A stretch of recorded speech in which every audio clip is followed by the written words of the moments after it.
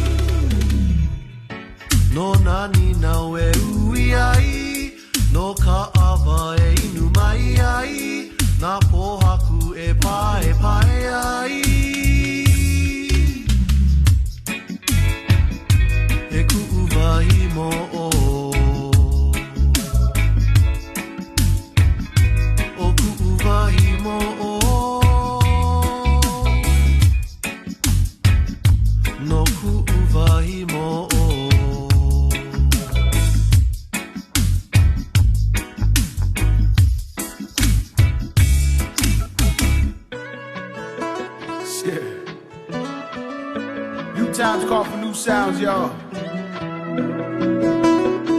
Rebel music. Shawty, if you just take a minute, have yourself a seat, we can have this conversation. Maybe later on we can just chill. Miss Beautiful. Shawty, if you just take a minute, have yourself a seat, we can have this conversation. Maybe later on we can just chill. Miss Beautiful. Hey pretty lady, let's roll. Got a couple things that I want you to know, my baby. Now don't be judging this book by its cover, cause I promise you, baby girl, I can love you like no other. Roll with me, I can show you how to vibe. I'll show you the realness of a genuine guy. I'll give you the business, make sure I get it right. And all I ask is for a second of your time, my baby. Shawty, if you just take a minute, have yourself a seat, we can have this conversation. Maybe later on we can just chill. Miss Beautiful. Shawty, if you just take a minute, have yourself a seat, we can have this conversation. Maybe later on we can just chill. Miss Beautiful.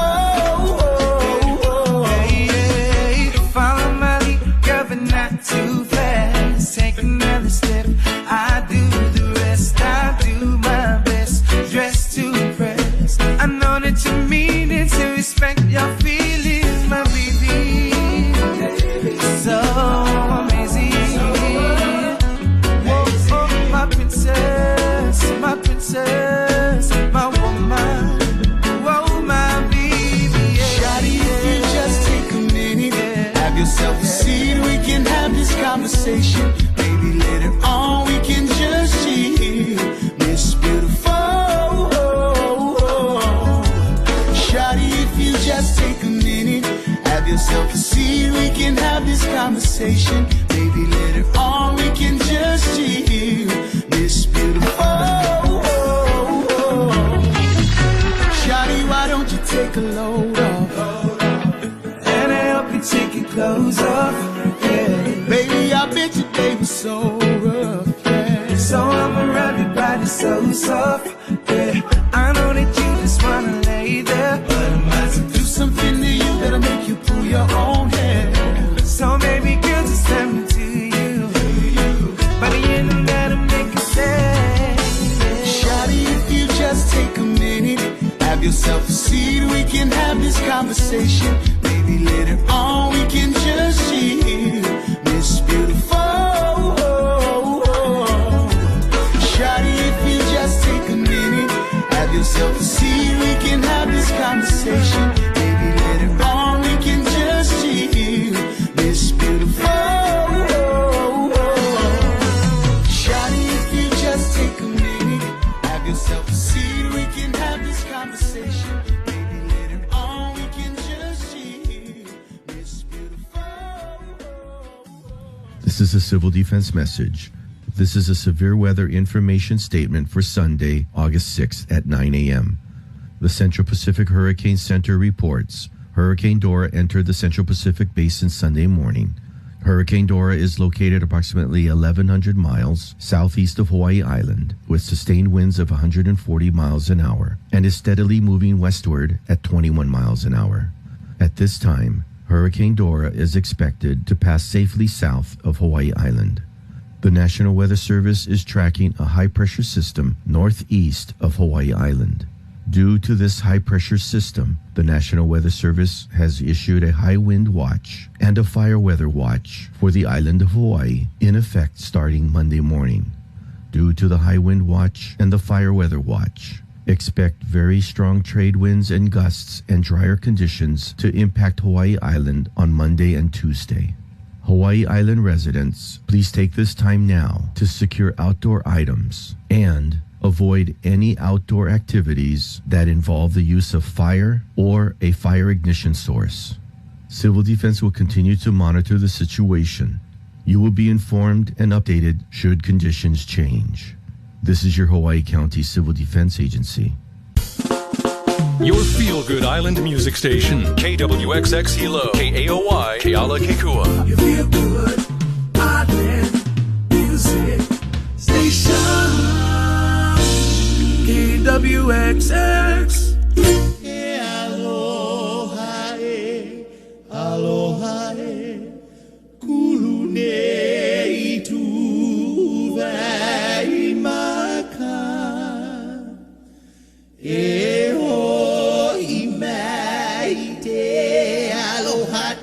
Iniot ubuwai.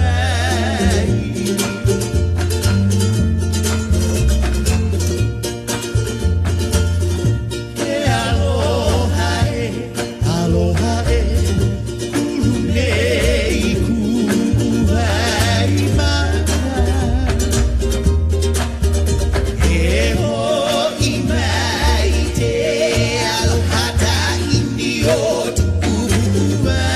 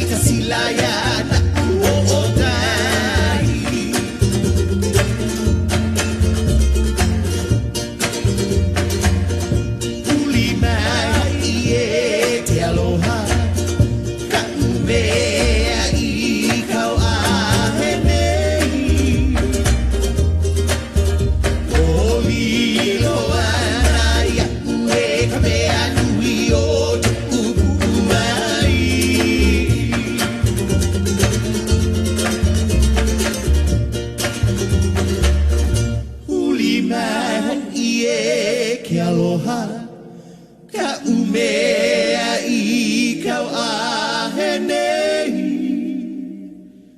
ko lilo ana ia ue ka mea nui o te upu uai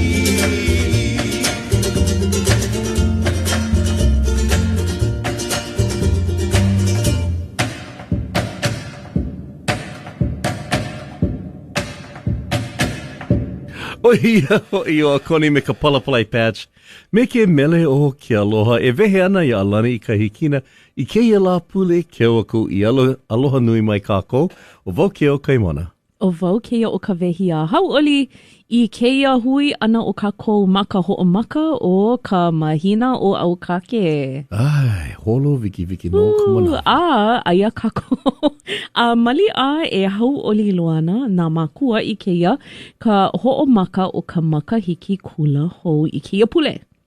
Ai, no leila e nā hoa. E haalele koka I ka hale. Ai. E ho'omanawa nui no ka mea piha hoana.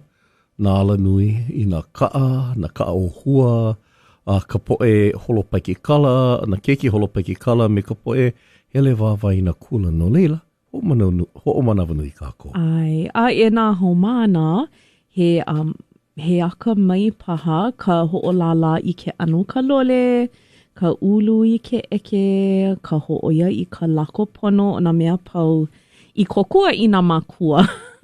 I ole e pupua hulu ka lamua o ke kula. O iai, no ka umau keki, o ka maikai ua kuai hele koke mako, ua mako kau ka laua eke mai ka hopena o yulei. E lua e kolu paha pule aku nei, ua mako kau ka laua mau eke.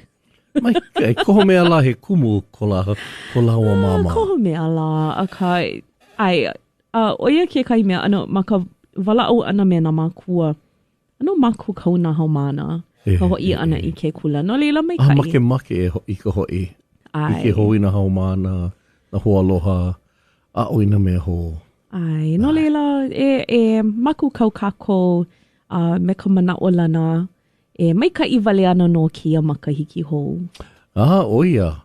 A me ia mana o ina pono ona ke kāla kokua, ma ka vehena o ke kula hele kipe I nā hoa kako o alani kahikina wei hoi o Hawaii First Federal Credit Union. Nui ka mahalo I ke kahua I paa mua I ka aha punana leo a me kia kahua le kio nei o KWXX. O ia. No leile na hoa e luu koke kako ina mele o keia hola, e vehe ana I keia polokalamu mehe mea la o ka vehena o ka la. Eia mai ke mele o kia laula. I mene ia na ka makaha sanzuni iha.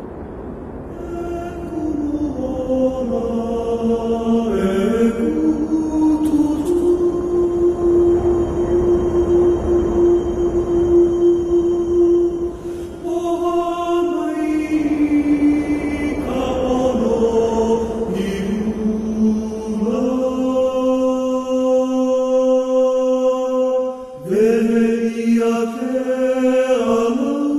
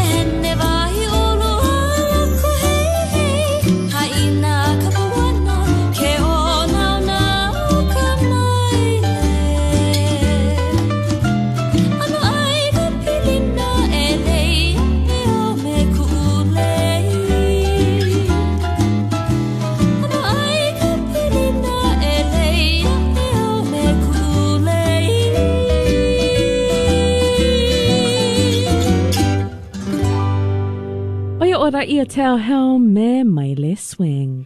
E mai o kumuhula kili I Rachel me meleno ia vahi ne matora.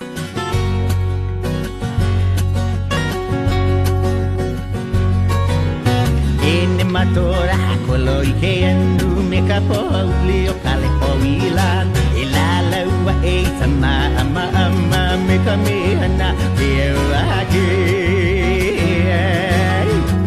Ne matora I tamalapua mai I mi te a e moa I e honi te ala nuhea hea I tamai e me ta umibe E ne matora o tuku vale o hala hala I kanani o kapaia e pa ihi o I te oa me ka pouana e kupa ai tahale Ne matora au hea o e alohu wanai tahale kanaka hewa ole kauhale tanaka ole I laila paha oi oli olia hai Kau kau ia mai me te aloha I te au kanaka e mahi e nei He aku mato ke o mai o e ne matora hai mohala mai Kau ia mai me te aloha I te ao kanaka e mahi e nei Ia aku mako e o mai oe E ne matoda e mohala mai Kau kau ia mai me te aloha I te au kanaka e mahi e nei He aku mato ke o mai o e ne matora hai mohala mai Kau ia mai me te aloha I te ao kanaka I mahi e nei E aku mako e o mai oe E ne matoda e mohala mai E nā ne matora e ho mai mai nei Te opo Te opo Nana ia opo ingo Ai Aka opo hanei ke ia wā Ne matora pale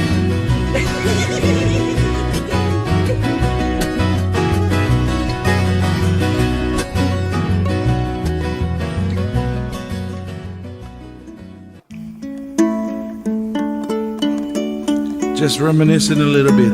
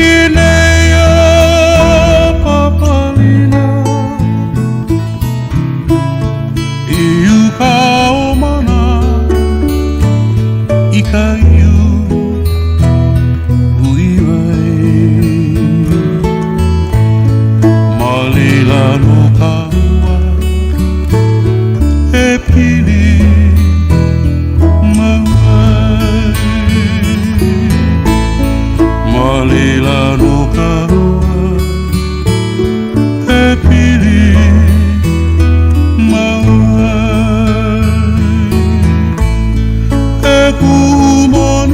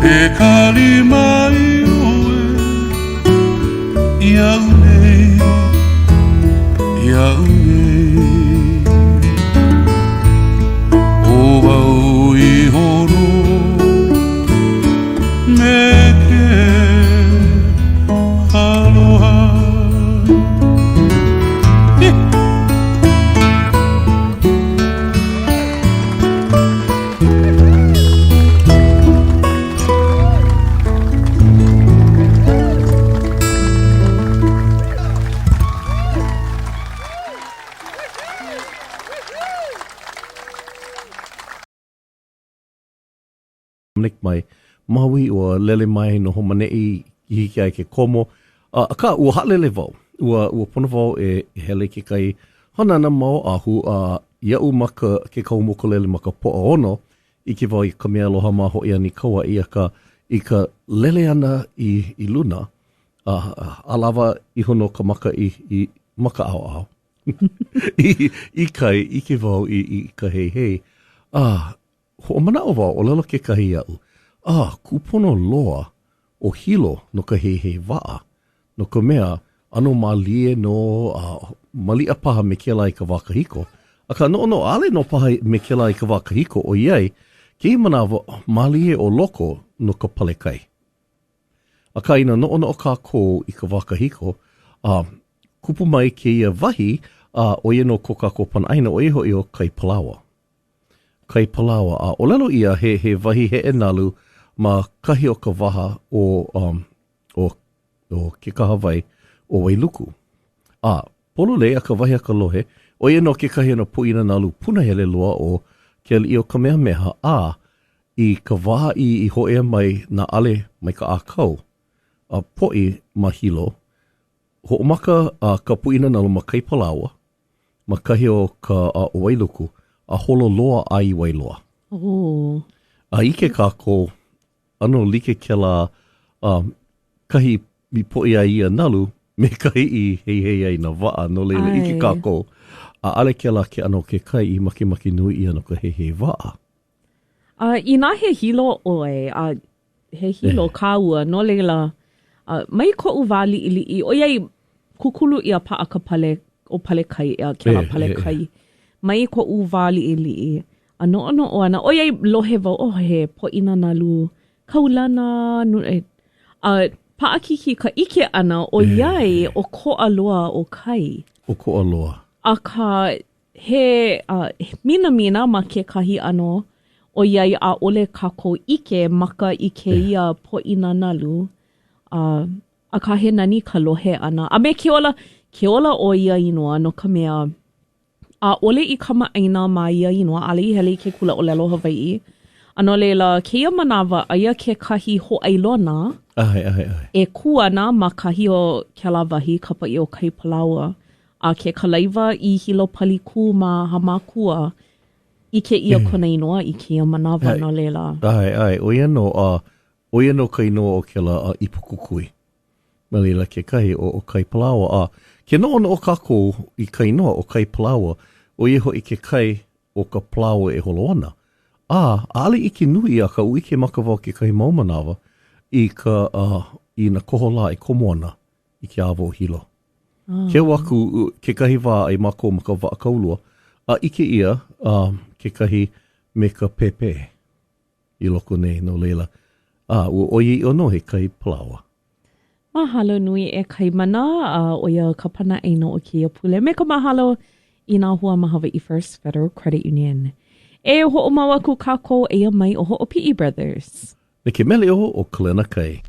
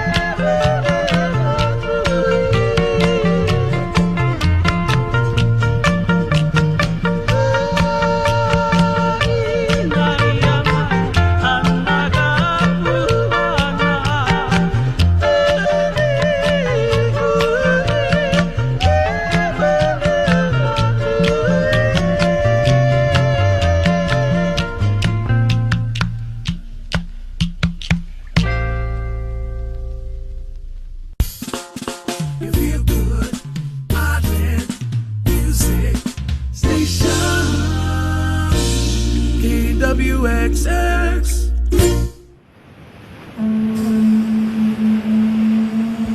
Eia Hawaii, he moku he kanaka Hawaii he ka manata hiki, he puali I mai ka pa'au, mai moa ula nui a kea kananoa.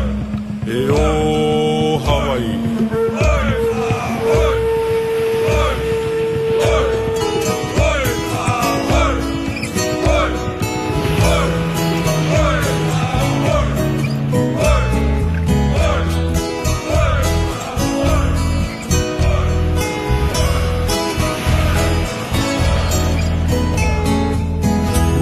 Ke makamako ia hoku lea whaakaulua nani me he manui ka holokai ua pohona pea ke ahea he makani ke lea aku pono I ka hoe ana a ka mai I ke ala o ka hiki ka holo hoku lea na hoku o na lani ko kia ia la ka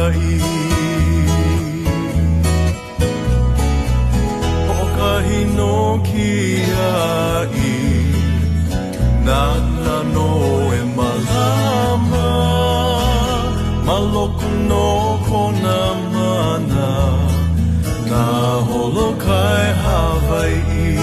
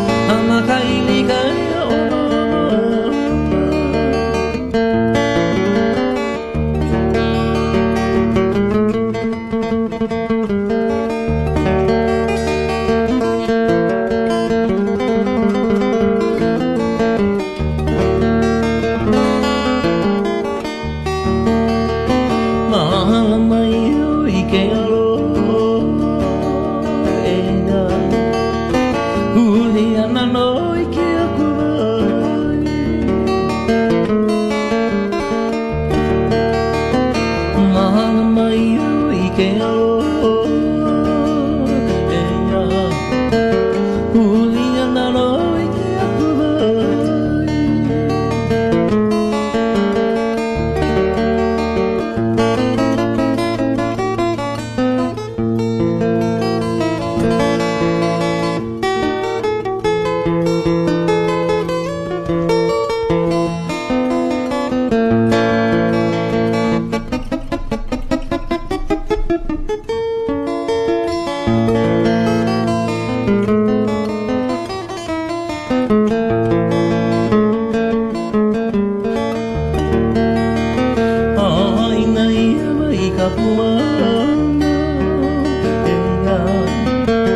hana ka pua ka ke alo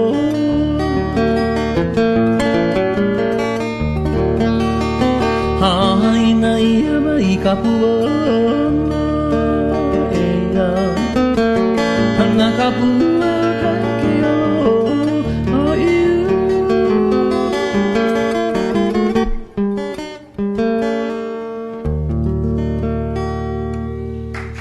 mahalo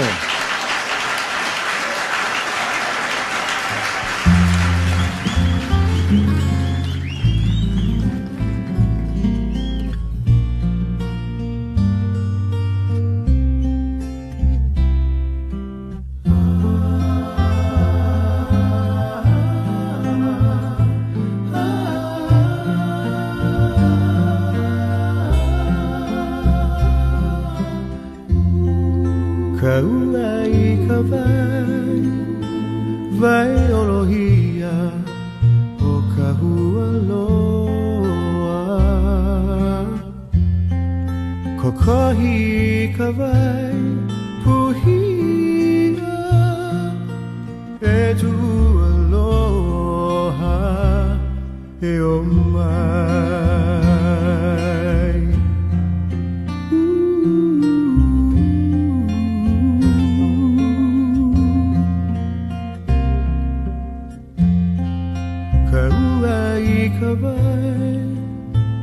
vai olohia o ka hua loa kokohi ka vai puhia e tu aloha e o mai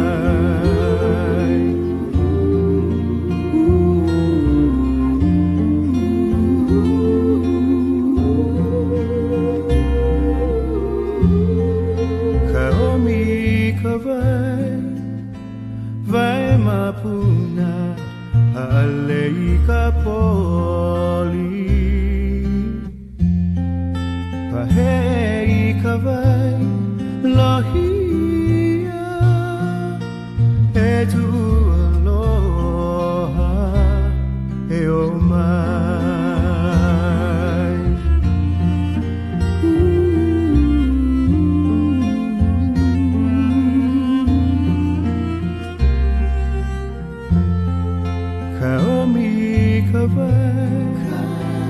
vai mapuna alei ka poli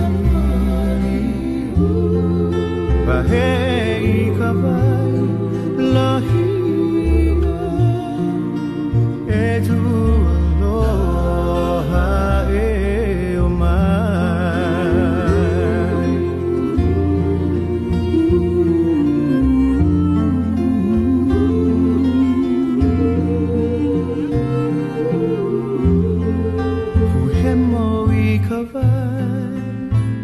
vai vela vela ho e hai ka ili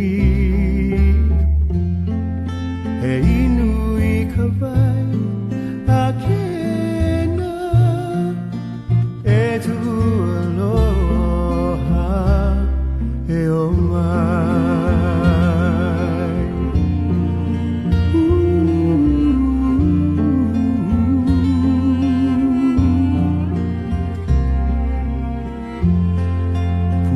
moi ka vai vela vela o e hai ka ili e inui ka vai a kena e tu aloha e o mai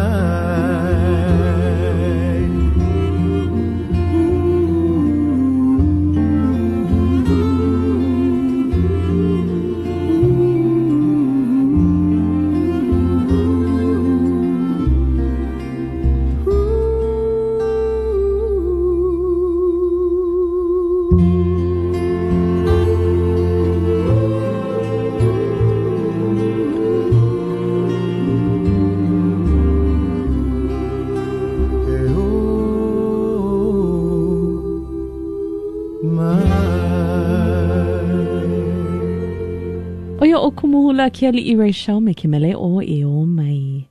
Ia mai he mele no ko ututu aloha o Daniel Kawai Aia.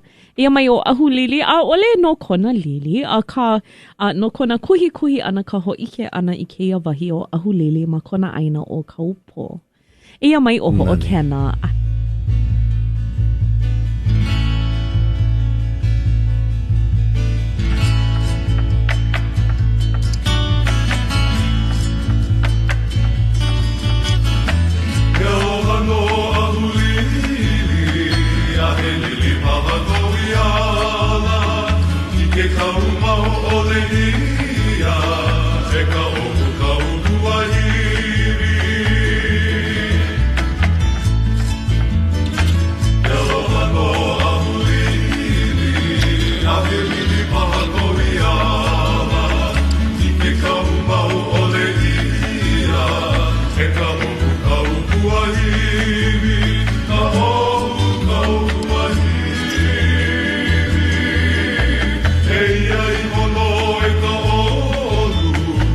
He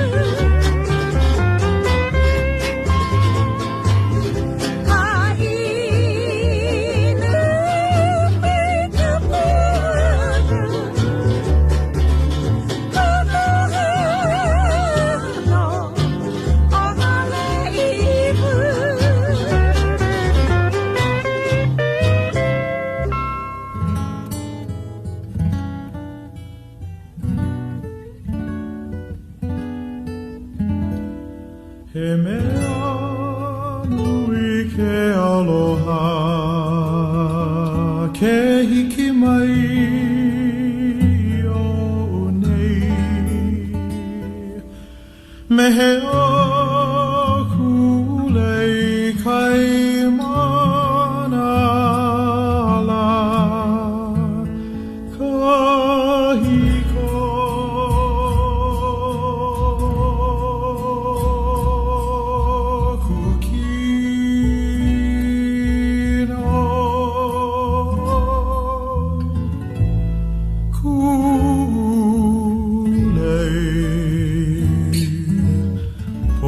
Hei kalai no heai muola ulani ka me utila he mauia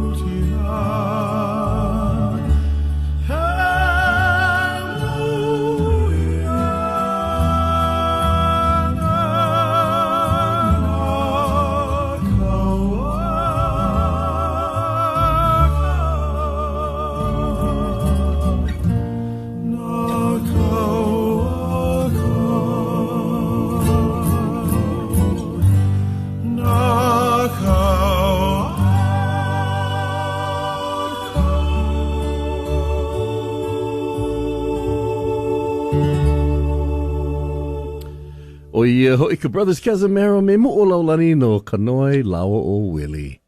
A ua hea mai kako I ka manawe mahalo aku ai ko kako mau hoa o lelo kupa I ko lelo Hawaii. O ia hoi ka papahana o niola hiki na ka aha punana leo. O ia hoi ka papahana a o lelo Hawaii ma o ka punai vele he hika a o ka nui o na haawina e no na e loa pu ka ao I wā. O ia hoi ka papa kole kole.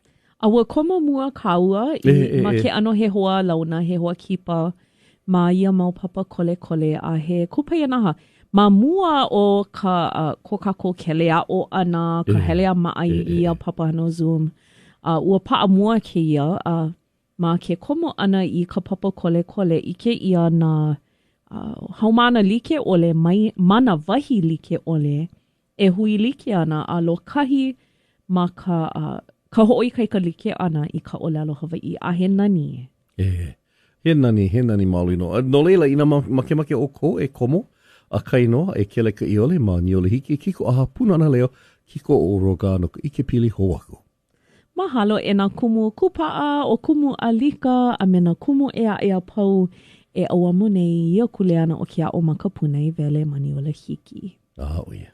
E ho'o mau aku kako ia mai o a lea. Me ke mele no ia wahine hi uia o kana. Nani wale a ka mai na o ka lipoa o ka nanaka o ina ole a e ele ana lai hali o ke kai I hali o ke kai Nani wale a ka mai na o ka lipoa o ka nanaka o ina ole a e ele ana lai hali o ke kai I hali o ke kai Hai oe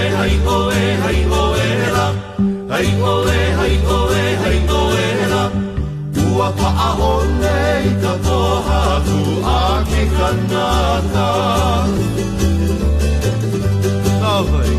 Nā vai hana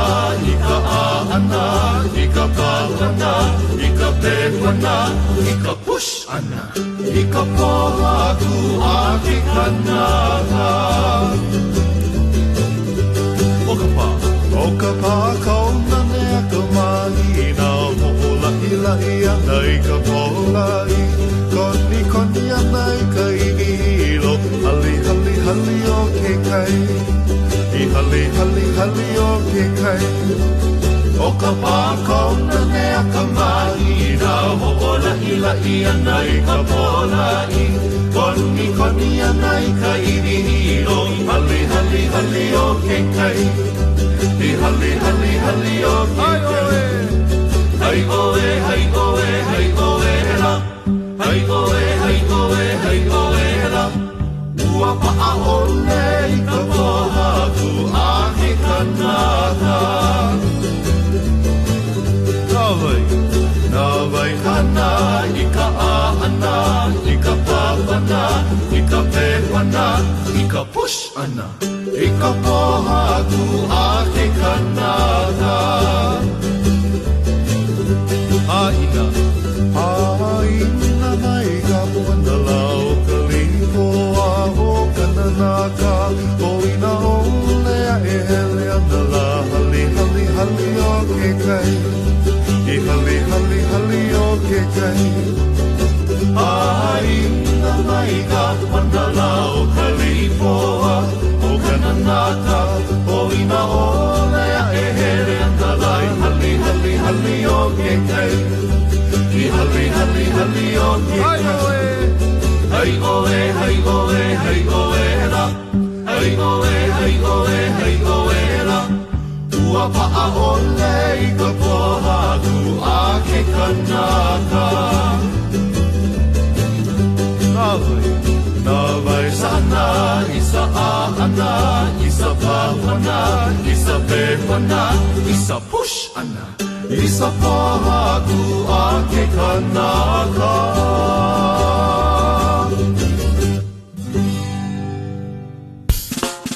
You feel good, Island Music Station KWXX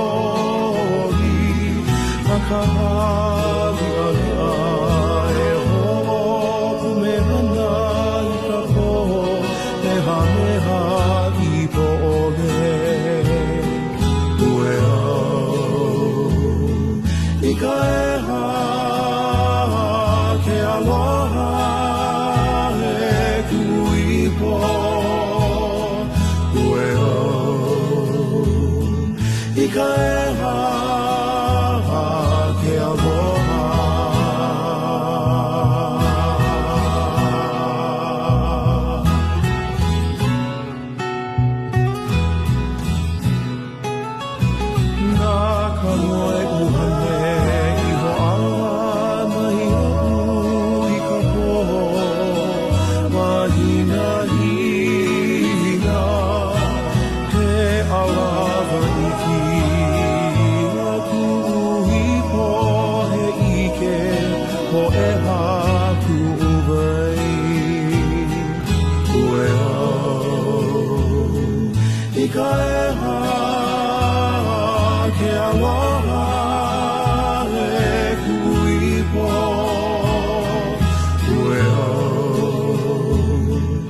ka eha ke aloha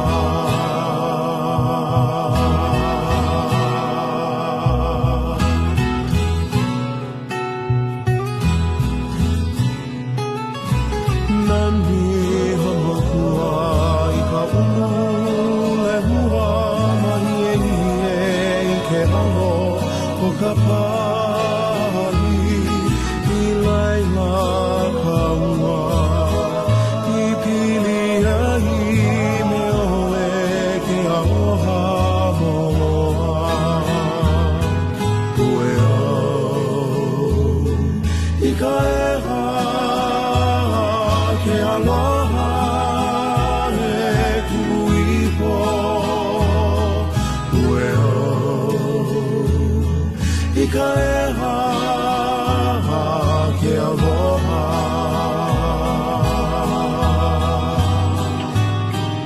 Ue au I ka eha ke aloha e kuipo Ue au I ka eha ke aloha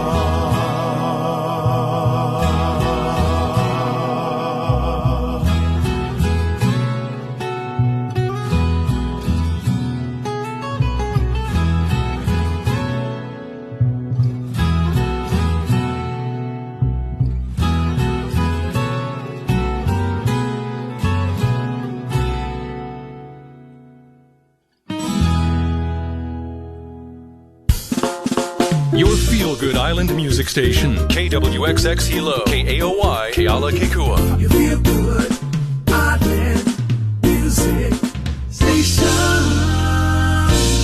KWXX.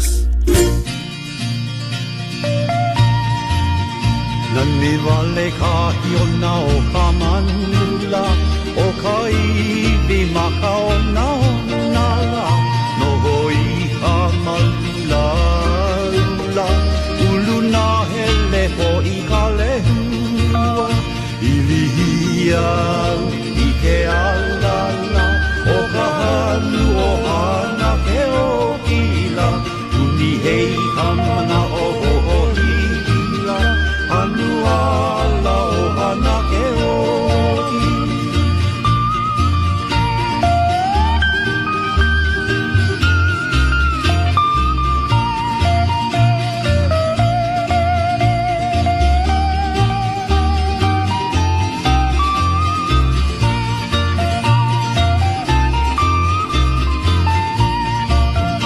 Halia o we ka makihila Manuku Lena la e hawai nei I Hawaii na Hai haluku luku I hawila Lihia I ke alala O ka hanu o hana ke o pila Uni hei ka mana o hihina Hanu ala o hana ke o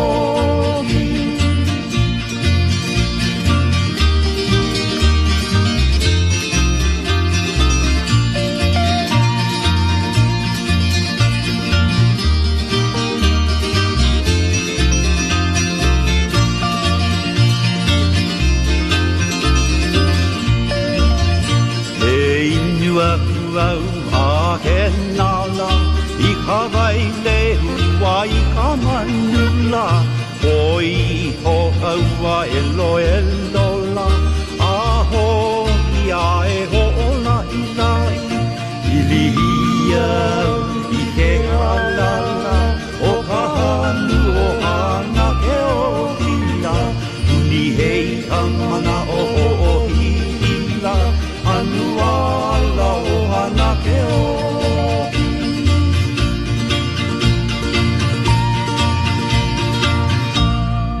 Au hea o koe na hoa aloha o lelo ka aina. Ke ho olohe nei a alana I kaihi kina ua kani maila ka hole e lima.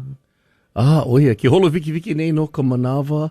Ma ke ia la pule keu a ka ui, keu a ka mālie. Oia ho e ka mālie ma mua o ka hoea mai. O ka pomeikai. ke kuhi nei a ale mea ho e ana o Dora. Ai. A ka, ho e ana mai ke kai ano, Ho pena. ia a ka, no o pū, ho e ana ke kai ali he ino, a ka he wā ano hapa pupule, o i ho i ka vehena o ka makahiki kula. Ai. No leila, o kia ke la mālie mamua o ke la. Ai. Ina he makua he hau ole i ka hoi o nā homana. Ina mo o ki ina maamau. Ka hele kula ana nā homana, ka hoi ana i ke kula, ke ao, i ka ike ho, ka ike ina hoa, a ina he kumu oi. Ka ho o mako kau pono ana, nā lali'i e koi ana a mako kau no ka maka hiki kula ho. Ai. No ka hopena o mako ka po e kumu ole. O ai! Makua ole. O ko anui, o i ka piha a paa o ke ala nui. Oia no, mahalo ia o ko. Ua ike vau i ka pule nei o iai ho i ka hana po akahi. Po akahi ua mai kai. Yeah. Ke ala nui, ka holo ana i ka hana. Po alua ho makai paa. O iai ho i o ka meha i ka pule nei. Polole. Ano an ale voi ike no ko lako o cat. O la he vau maka o ka leiwa ana. Ai, ho a o vai pane pui na ni nau. Hoa ka mai ke kahi. No leila. O leila, maka pule e kolo ka mahina. E ho i ho ana ko ke kula nui. Me ke a leila o kula nui kai ulu. Ai. Mana anuu ka hoi ana. Ai, o e ka pome kai ali ka manawa ho kai. Oia hoi. No leila ai. E mako kau kako ai pale kana ke kahi. Kako. He leo mahalo i ko kako. Hoa kako o iho i o Hawaii First Federal Credit Union. Me ka mahalo palena ole i ka aha punana leo a me ke ia ka hua leki o nei o kewe kesa no ka ho o ka hua ana ia alana i kaihi kina. O e lu ko ke kako i na mele e ia mai na mele kaulana ia ana ke jino ke ave. I meni ia na ka ohana leo. O la paka uina i ka neo ka huila uli mau i la niwai. Me ka ua kea ka lakia o molani. Me ke anu o ke kola. O la paka uina i ka neo ka huila uli mau i la niwai. Me ka ua kea ka lakia o molani. Me ke anu o ke kola.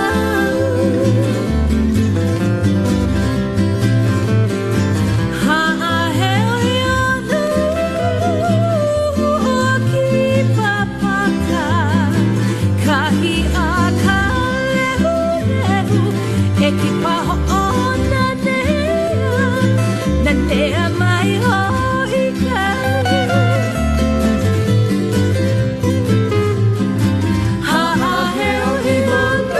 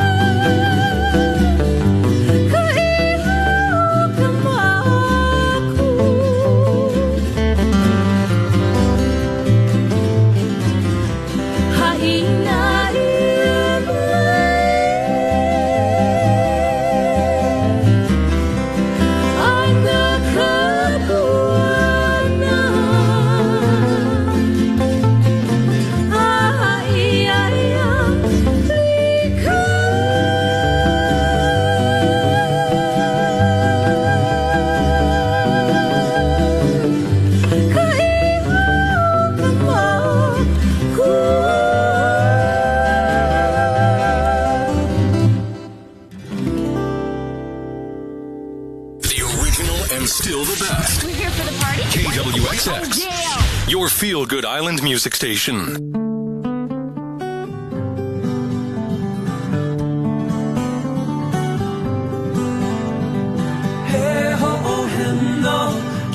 Ke aku ke kai moana nui la nui ke aloha e hi poine me ke ala o kalipoa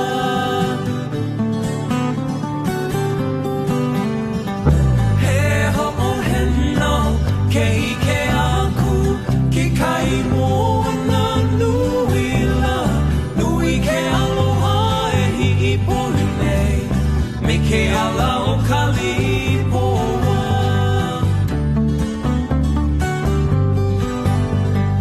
he lipoa e pai ke one hinu la tela I kala ke ia e mai mana o he pono ke ia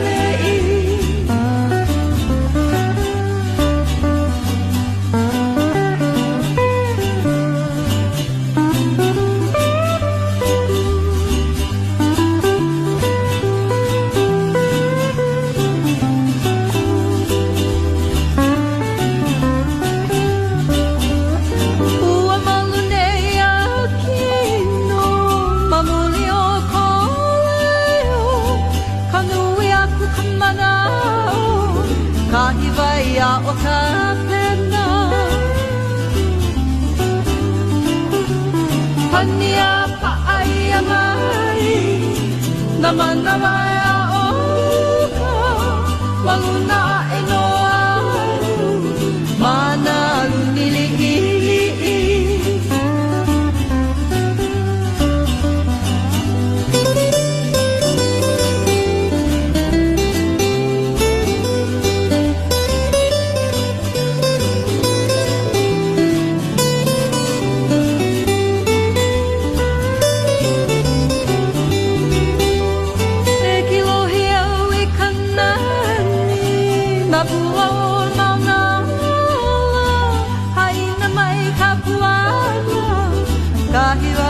o ale kuki E kilohi au I kanani Na pua o mauna Haina mai ka puana Ka hiwai a o ale kuki Oia o ana ke Darlene Ahuna me ke mele o ale koki. Oe ho mau kako e mai waipuna. Mena mere kamehameha.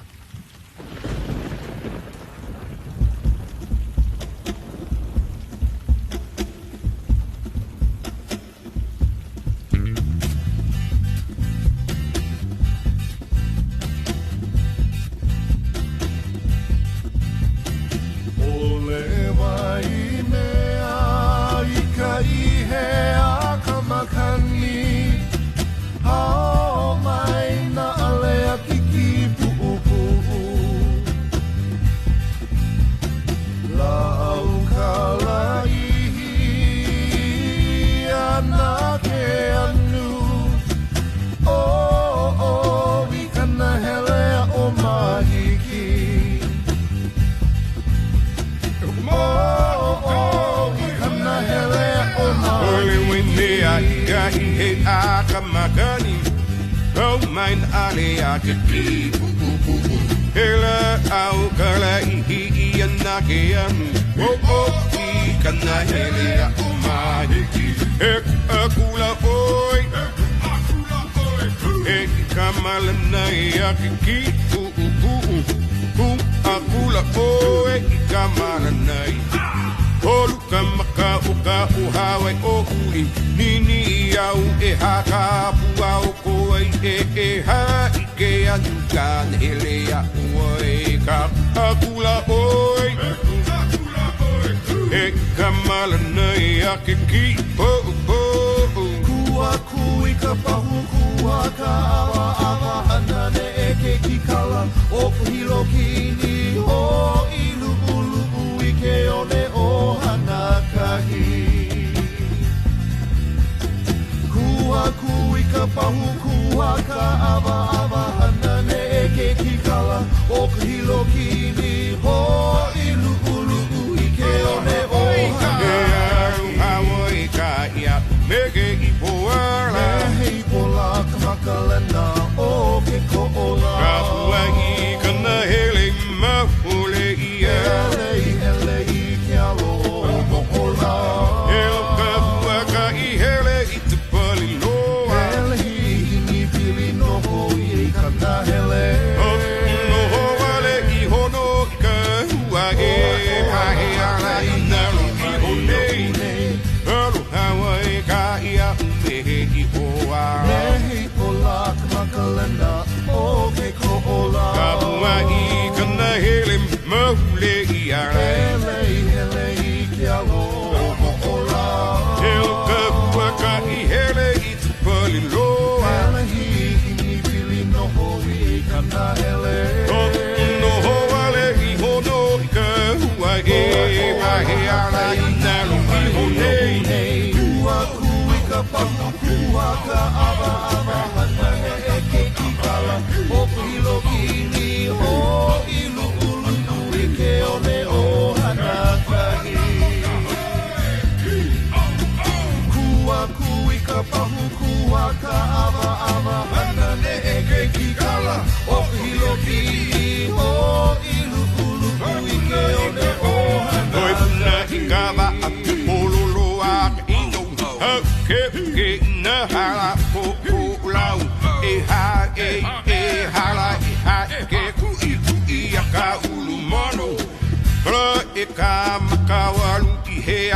a e hu aku I ka pahu hu aka ava nana ne ke girl oku hilo kini o lo lo o e ke one a o hana kahi ka bolulu vahine o delu ala kam egin egin egin egin ka pahu aka ava ava nana ne ke kikala o hilo kini o ilu ulu ke one o hana kahi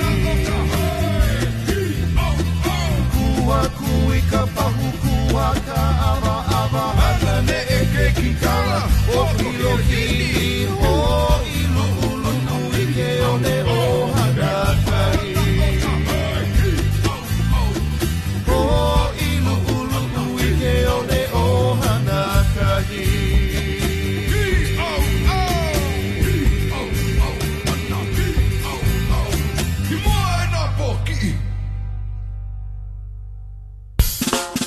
You feel good, Island Music Station, KWXX.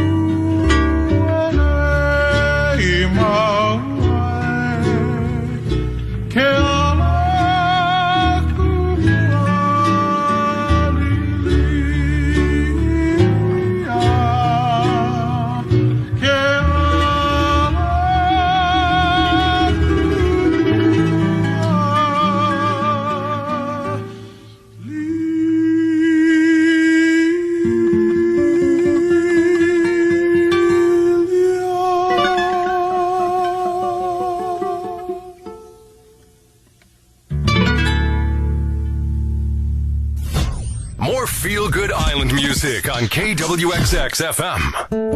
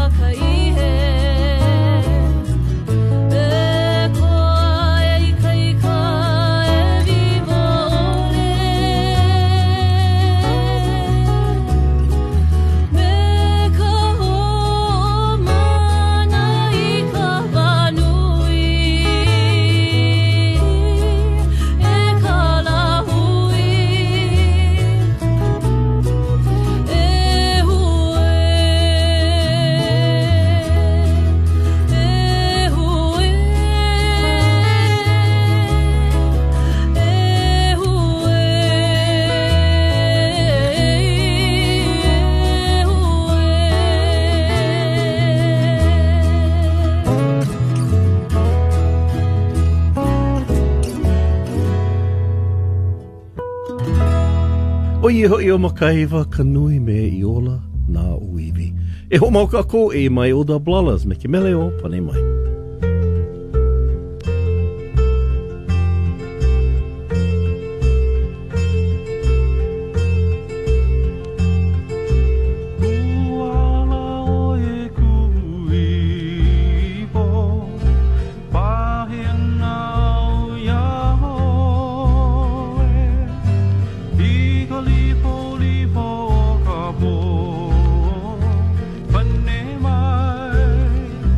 Pane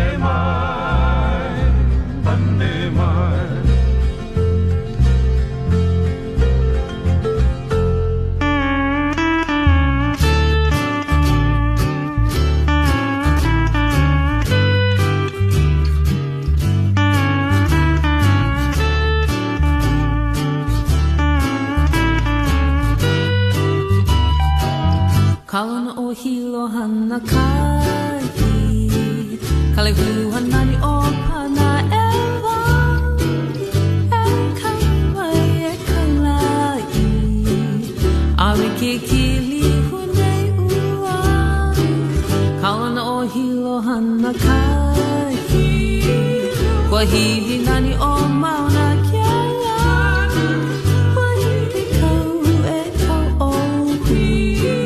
Ohu kua ke ili Vai anoi noi pipi o nei Kuhio bea he kai molino Maku ola no hau I ka lai Ka hula na pelo ka ni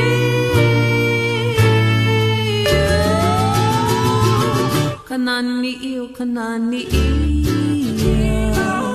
O ku'u aina hanau e Haina mai ka puana Kaona oi e hilo e Vai anoi noi pipi o nei Kuhio bea he kai molino Maku ola no hau I ka lai Ka hula na pelo ka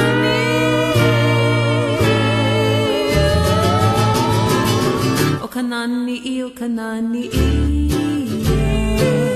O ku'u aina hanau e Haina mai ka puana Kawana oi e hilo e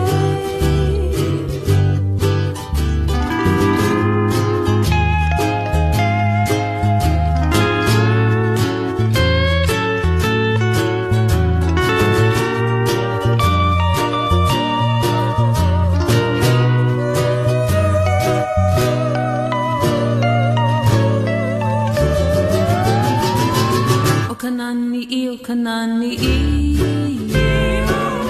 O ku'u aina hanau e Haina mai ka puana Kawana oi e hilo e Kawana oi e hilo e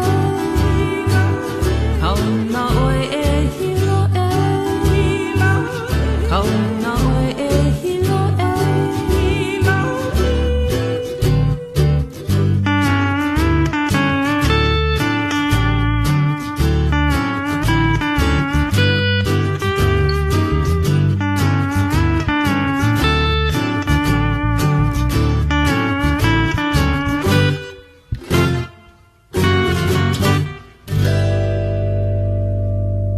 Oi o Teresa Bright me kaulana o hilo hana kahi.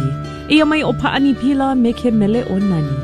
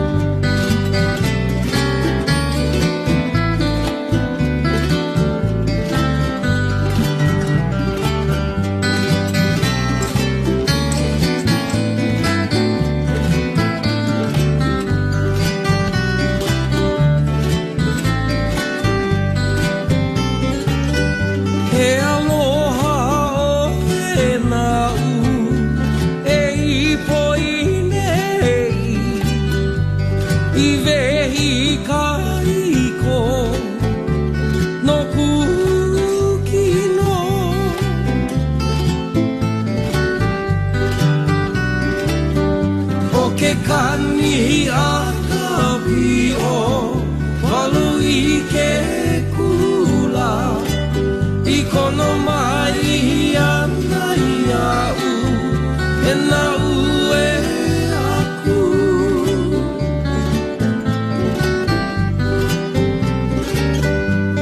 ai na e ka vehi no kule e ho'o pulu ia nei I ke kili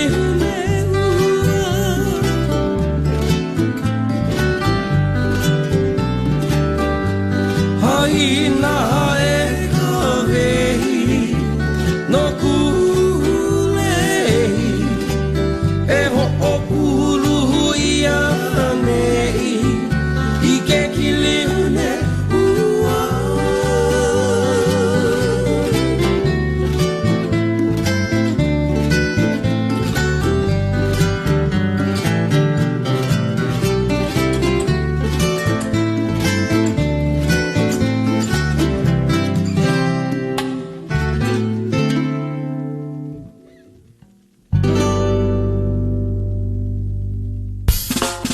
You feel good, Island Music Station KWXX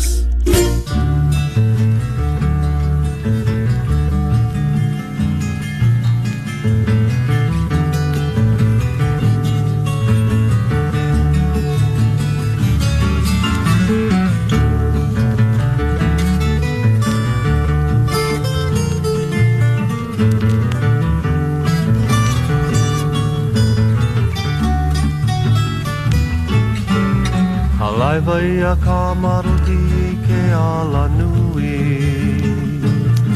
Nau e aku ka maruti ke kuahili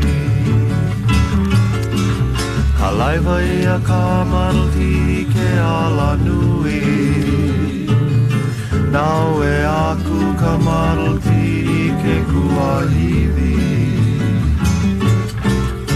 Honk, honk, honk Kamaruti sings Honk, honk, honk Kamaruti rings Honk, honk, honk Kamaruti sings Honk, honk, honk Kamaruti rings Maeva Kamaruti makaau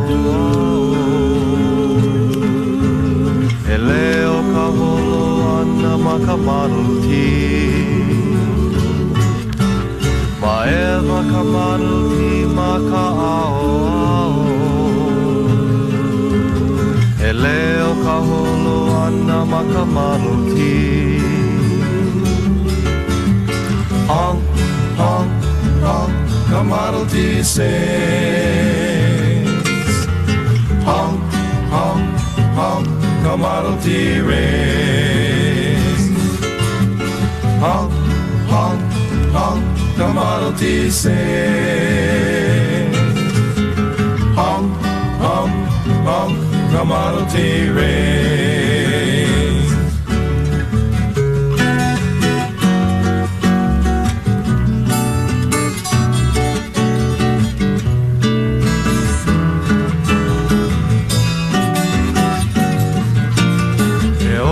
Kamaruti ke ka alea lea E ola kamaruti a mauloa aku E oe kamaruti ke ka alea lea E ola kamaruti a mauloa aku Honk, honk, honk Kamaruti sings Honk, honk, honk Kamaruti rings Honk, honk, honk Kamaruti sings Honk, honk, honk Kamaruti rings Honk, honk, honk Kamaruti rings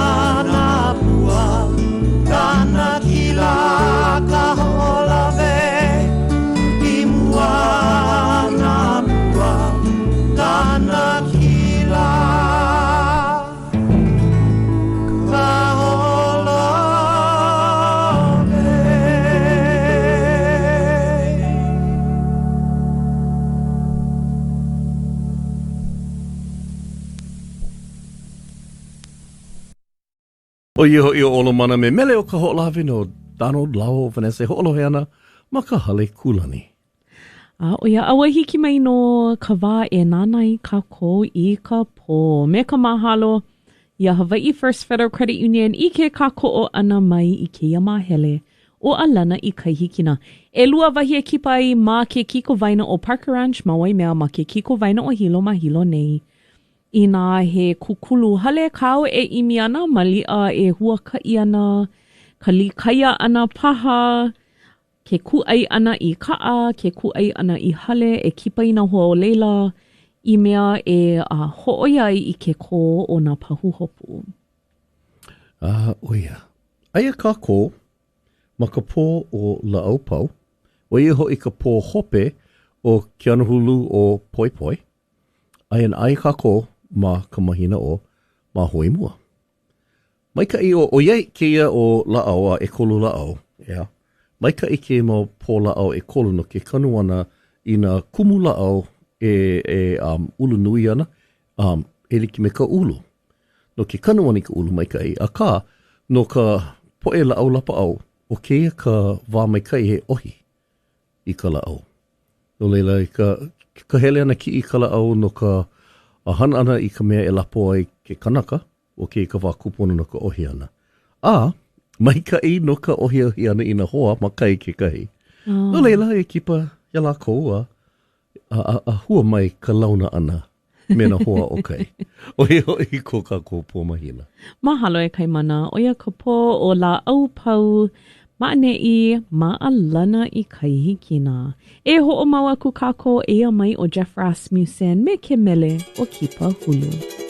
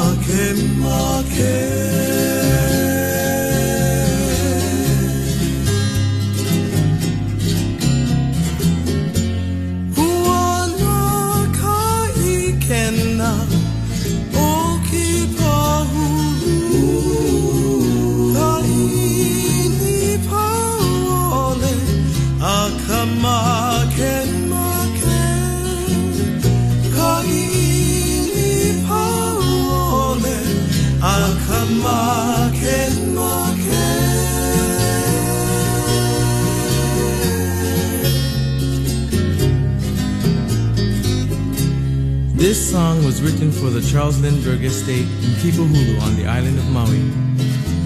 Such a beautiful place to be. The mountain range, the smell of lipoa, and the inviting home in the calm. As my brother Hoku writes, Kai ini tau ole akamakemake. This is a place that leaves you always wanting to return.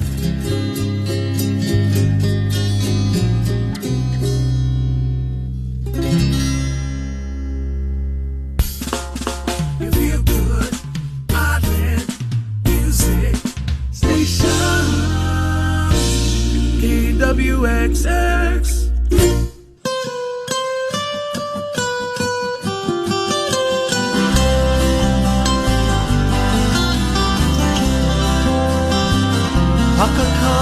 Hakakaulana puni ke aula ke kawa veli veli mai ulopa.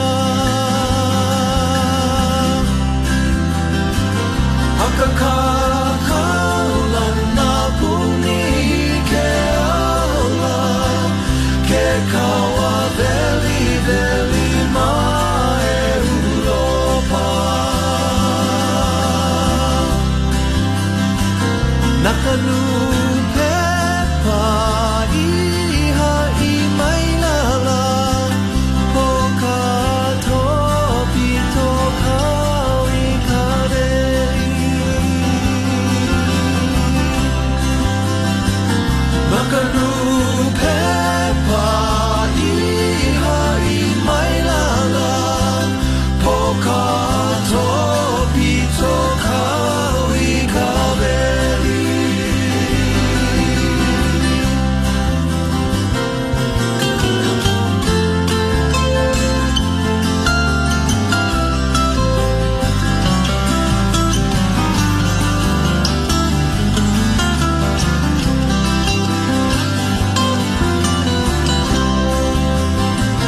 Veli veli na hana ke ke akula ole I lima koko he aloha ole.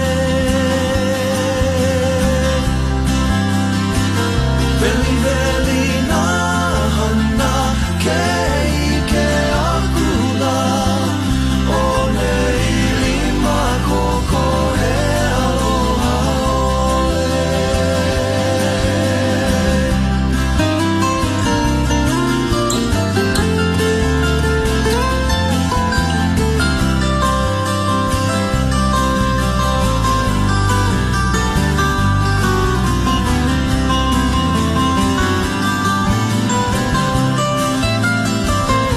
Haina ia mai ana kapuanala ke kawa veli veli mai ulopa.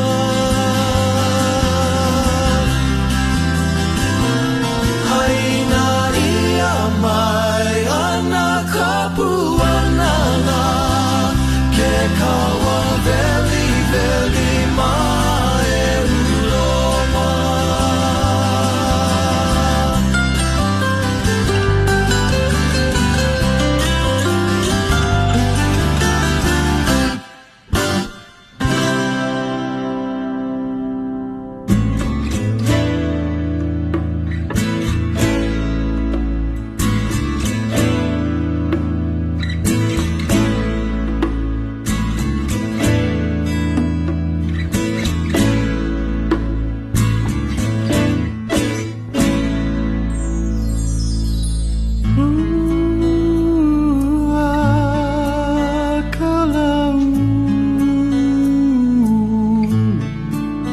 Makikai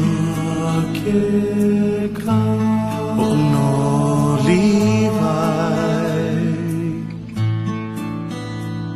Wahine ilikea I kapoli o molokai no kaheke.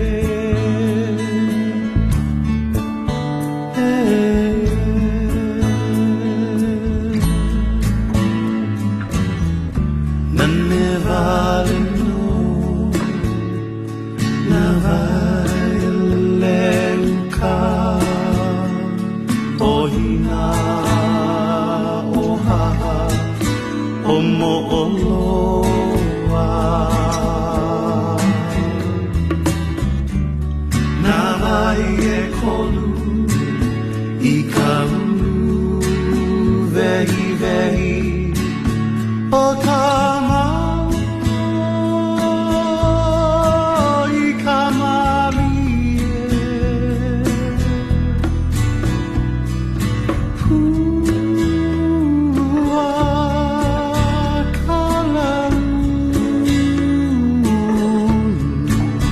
Makikai ke ka no Levi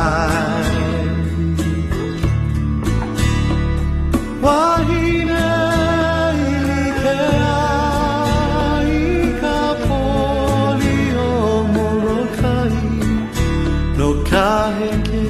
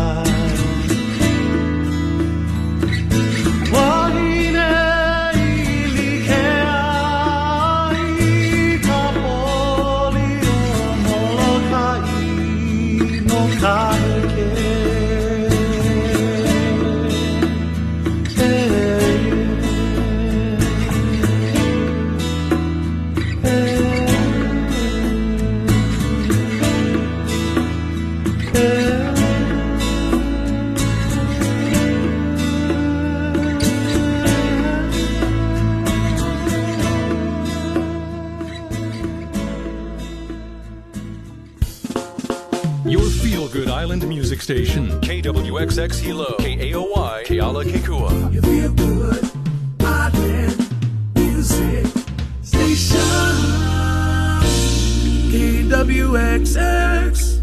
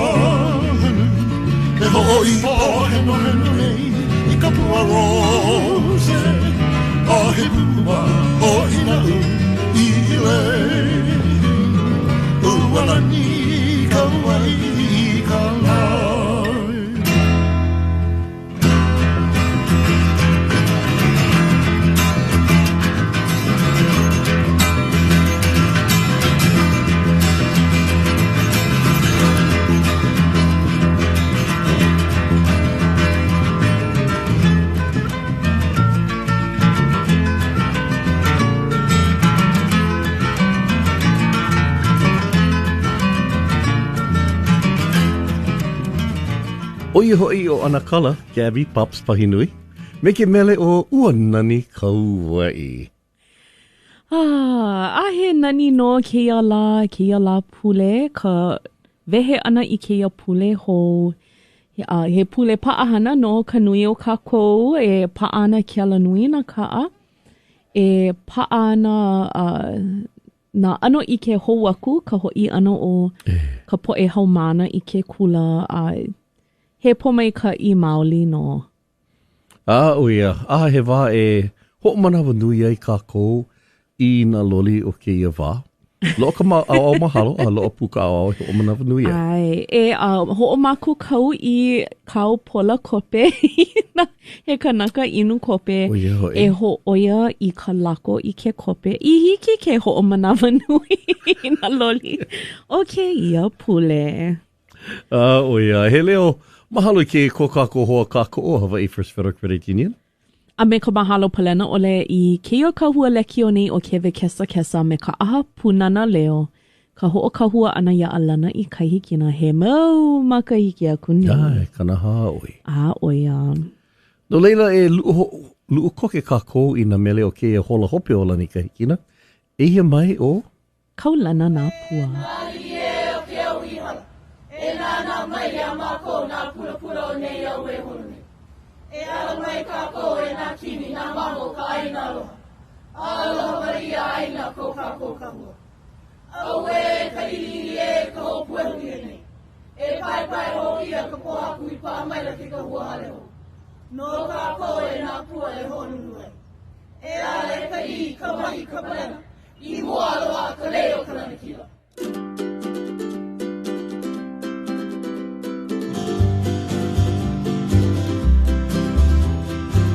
Kaulana nā pua o Hawaii Kupa a mahope o ka aina Iki mai ka elele o ka loko ino Pala anunu me ka paka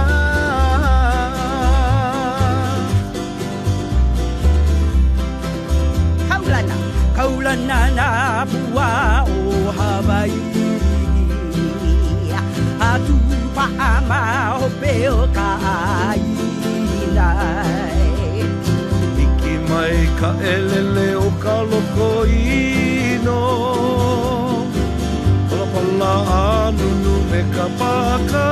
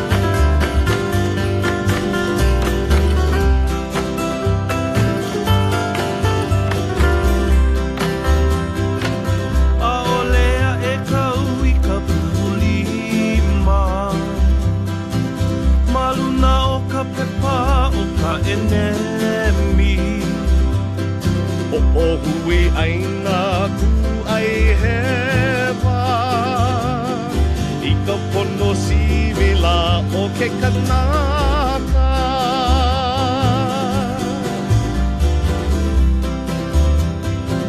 O lea e kau I ka pulima Paluna o ka pepa o ka enemi O hui ai nā ku ai hewa I ka pono sivila o ke kanaka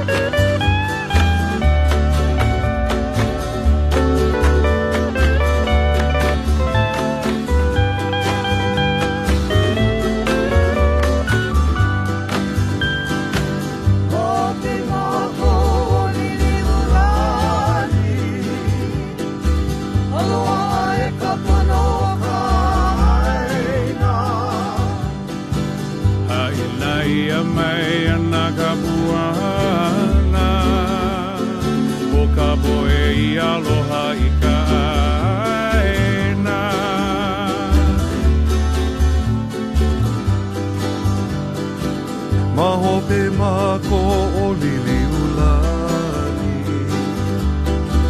Alawa ai ka pono ka aina Haina I he mai ana ka puana O po e I aloha I ka aina Aina ia mai ana ka puana O ka po e I aloha I ka aina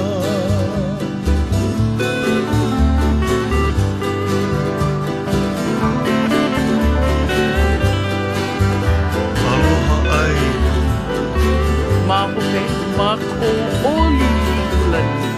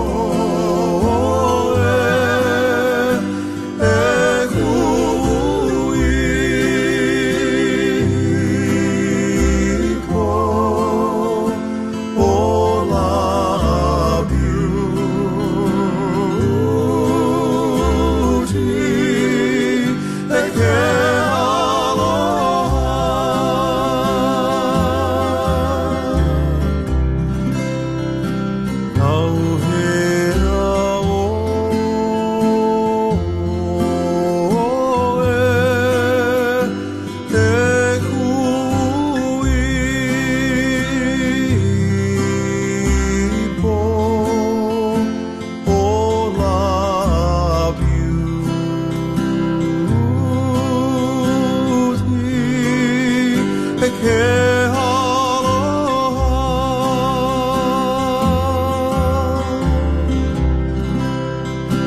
kau mai ka halia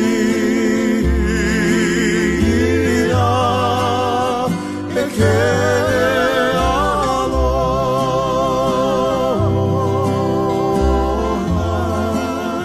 hali hali ia mai e ke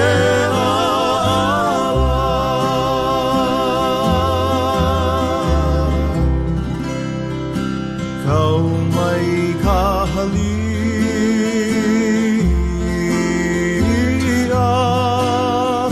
e ke aloha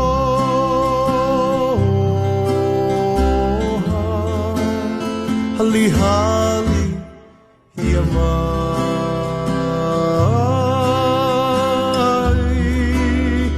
e ke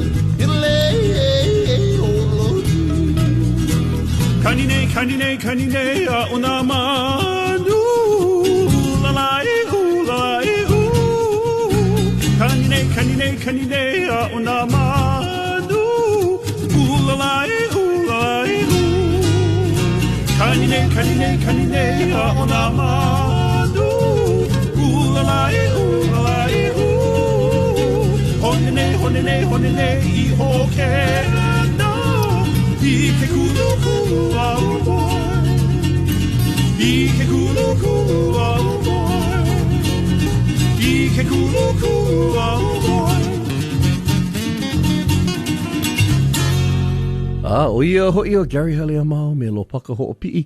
Me ke mele o Kupaleni no anakala Charlie Mama ho o Kena. A uho ea mai kako i ka manawa no ko kako Hua o lelo ho o ke pule. No leila. O iai o kai palaua, ka pana ino o kia pule.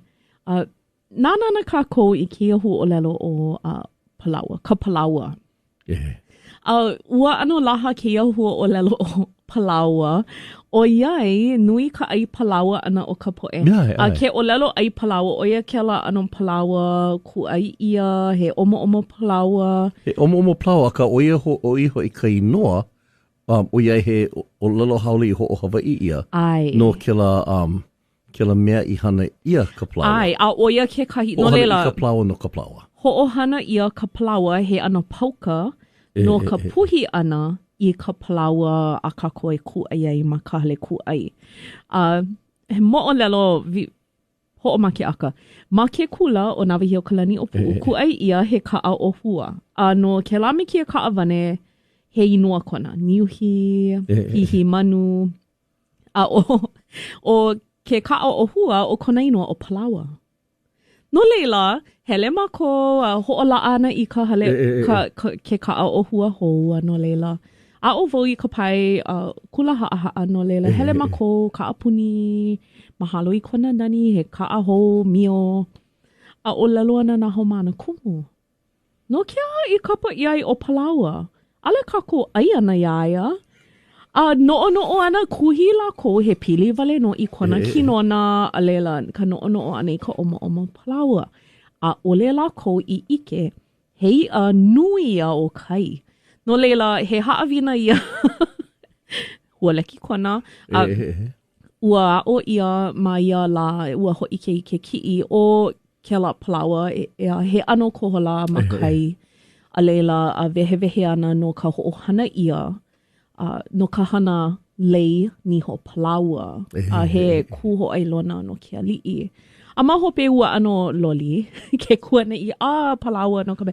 O ia ka mea nui loa makai ia ai. Ole ka palaua ku ai ia maka hale ku ai ia. Aka, hiki oi ke hapari hoia lako. Ai, ali kako ai ka palaua. Aka, ko kako poe hoa hanau na hoa uiwi alaka. Ai lako I ka palaua. O iai, o ka makta ke kahi o kola ko ai uiwi he kohola. O ia ke la aila. O iaku ana ka hui kau, o iai ai ia ka palaua mana ano po ai a pili like. Ole aka, o ia ka hu o lelo o kai, ka no ana ia kai palaua. Ke hu o lelo o ka palaua. He hu o lelo ano laha no na ano po ai a pili o koa. Aka, o ia ka nani o ka o lelo Hawaii. Ka nana ana I ka hua o lelo a leila ke kalele I kona po ai a pili ho o puka ia. No leila, o ke kai ho'ohana I o ka palaua, man kuhi wau, he mea hōloa keia, o iai o lelo ia ka palaua niu. Palaua niu, o iho I ka niu, he palaloa, ane uluana, vehe o loko, lo o ke la ono, ko mea la he palaua, aka, lohe wau I ke la, kapa ia maka o lelo haole, o iho I coconut bread. O iho I ke la ano, mea ka, no leila kui wau, na ke kahi unuhi paha I ka o lelo Perekania ai ka o lelo Hawaii, he palaua niu. A leila, ho o maupopo wau I ka nana ana I kahi wiki o laha, no ka ho o mako kau haupia, a vehe o kupuna, haleola lihang, he haku. O loko. O ia no. O ia ke kupuna o kuehu. A ka vehevehe ana o ia. O ke la kau vehevehe ana he palaua, o ia ka haku. O ia ke ano ke ia wā ea, nui ka mea hou I unuhi hou ia, me ka nana ole ana I ka huolelo kahiko I loa. Ai, no kahi manawa pono, o iai, a he kame piuri ka wakahiko, ea? Aka, ke ia haku, ua pa amua. Ai, no leila, o ia ka haawina nui ka nana, ka noi I ana. Ko kako imi ana, ka noi I ana. A leila, he hua o lelo hou o ke ia wā, a ka he hua o lelo laha I nga kupuna. Mamua, no leila, mahalo ai. E imi kako ai ho ola hou kākou i nā hua o lelo o ke au I hala. Polole. No leila, mahalo I ke vehe ana no ka palawa, no kai palawa. E ho maoku kākou e ia mai ka Peter Moon Band. Me lepe ula ula.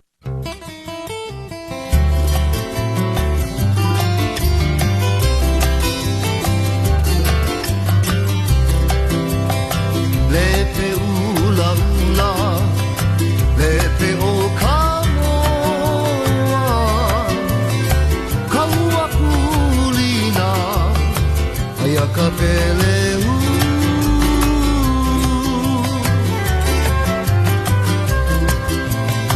Lepe ula ula, lepe o ka moa, kaua kulina, aia ka peleu.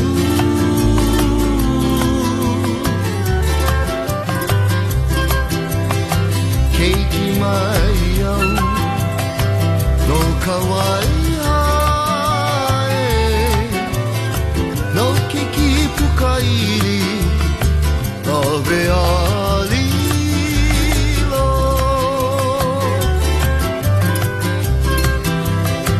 Elua vale iho, ho I maua, kauari, a o mai mea.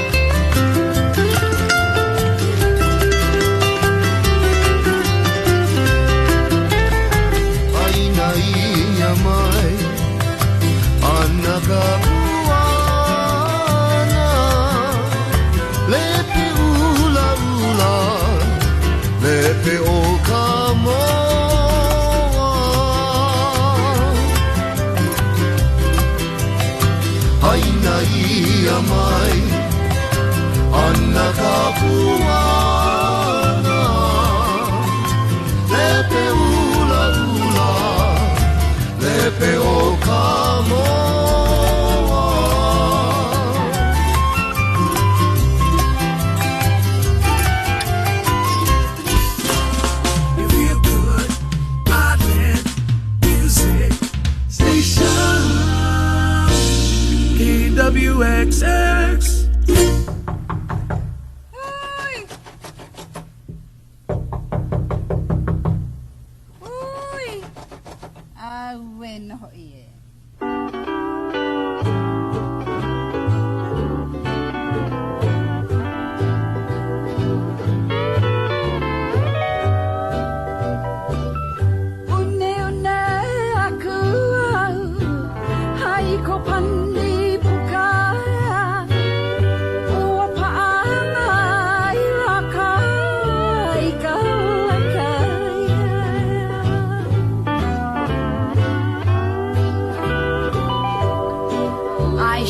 Shook the knob of your door.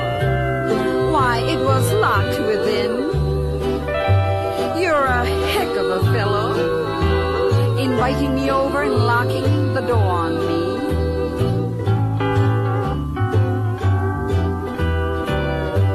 Ki e aku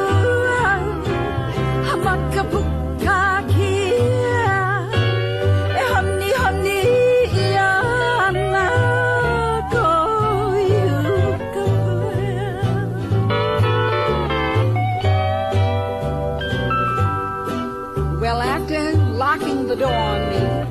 I want to know what goes in there. So I take a peek through that keyhole. Ladies, that's not the first time and it won't be the last time.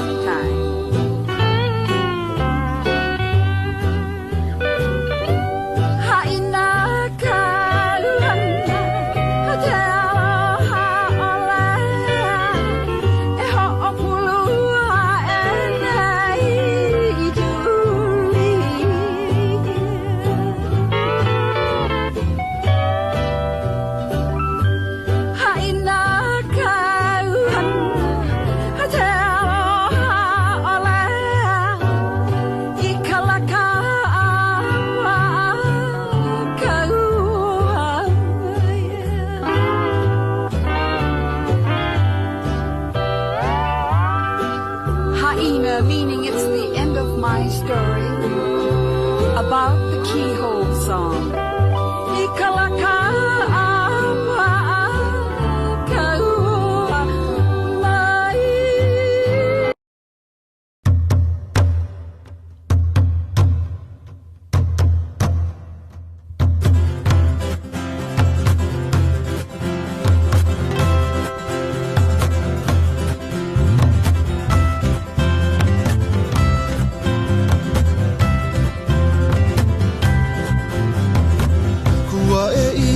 Makani kamo olelo Hawaii he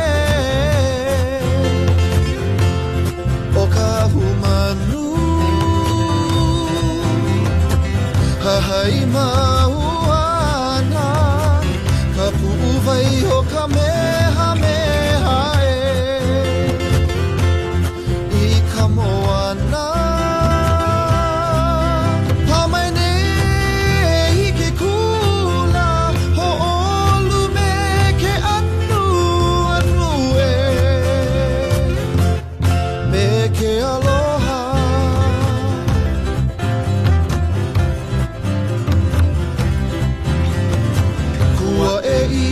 Makani kamo olelo Hawaii he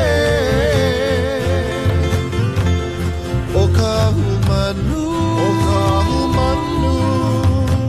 hahai mahuana ka pu'uvai o ka meha meha I ka moana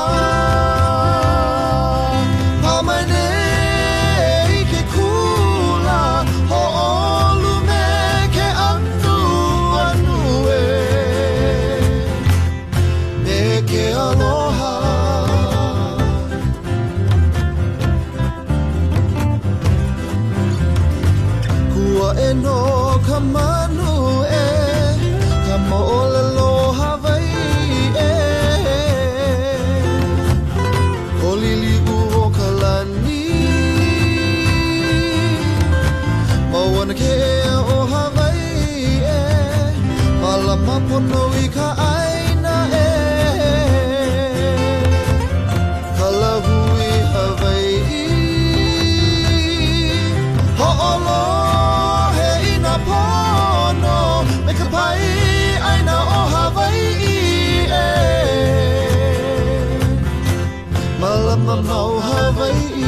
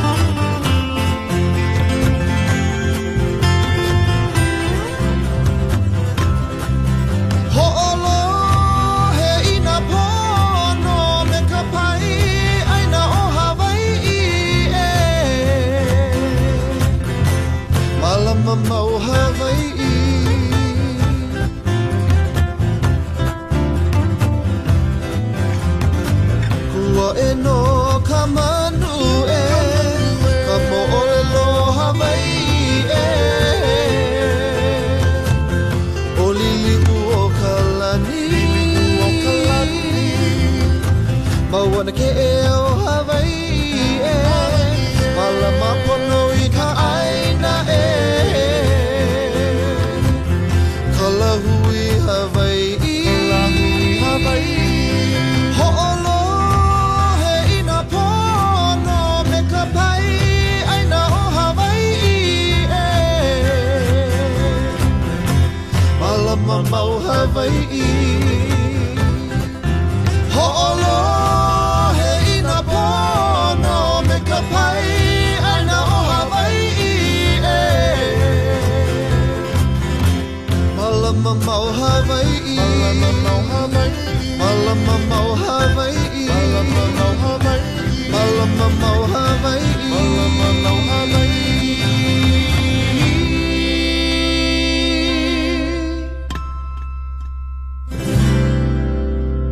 Oia o vai puna me malama mau Hawaii.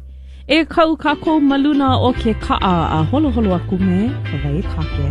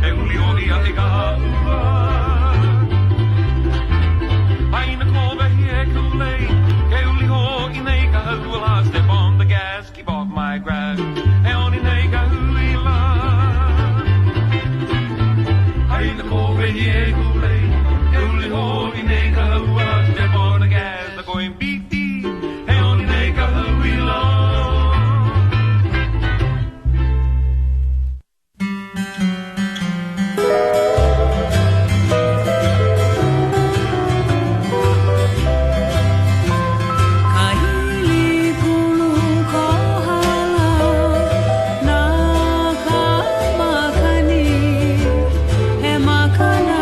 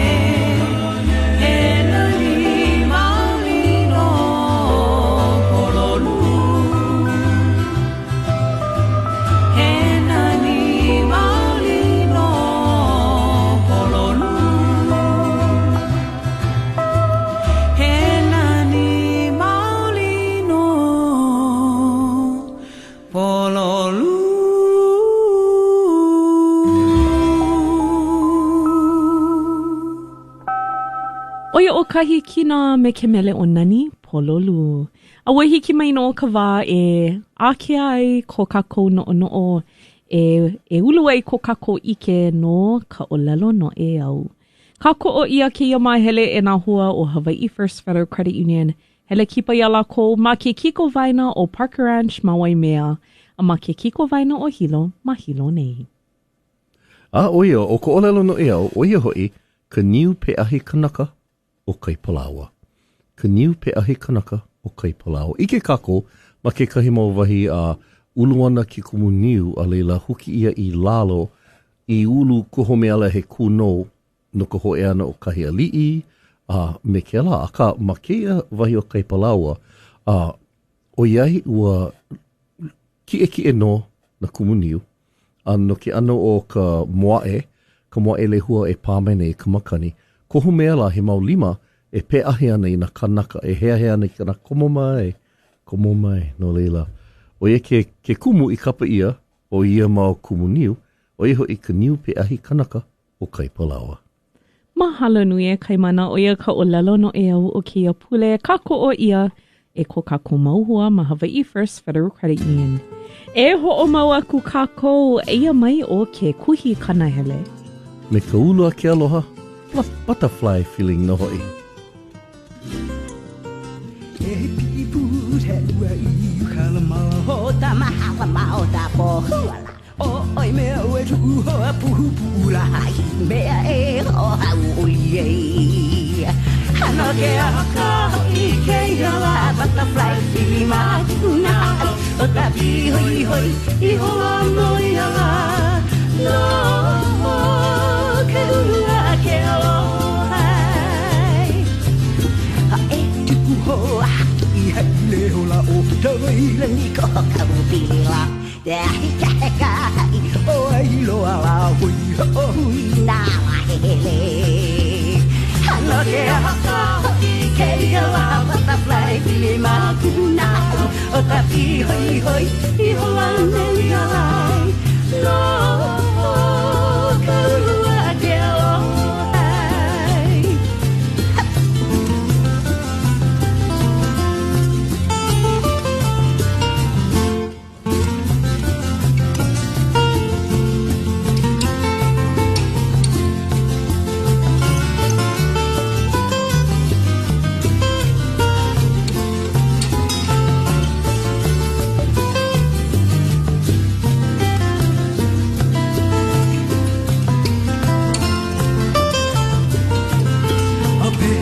Mai o te pāla nui la Lunau I ai sa ua kili hune Ua kili o puta ua I ka poho nei I mea e ho pili mai ai Hano ke aka I ke ila butterfly pili mai kuna O ta pi hoi hoi I hola noi ala No ke ula ke alohai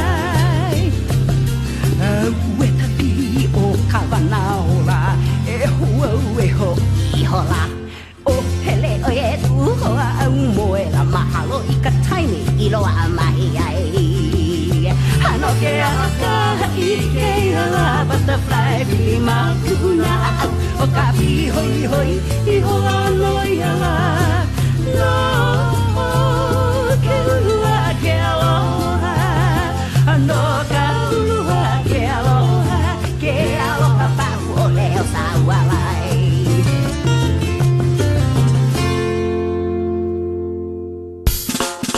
You feel good, Island Music Station KWXX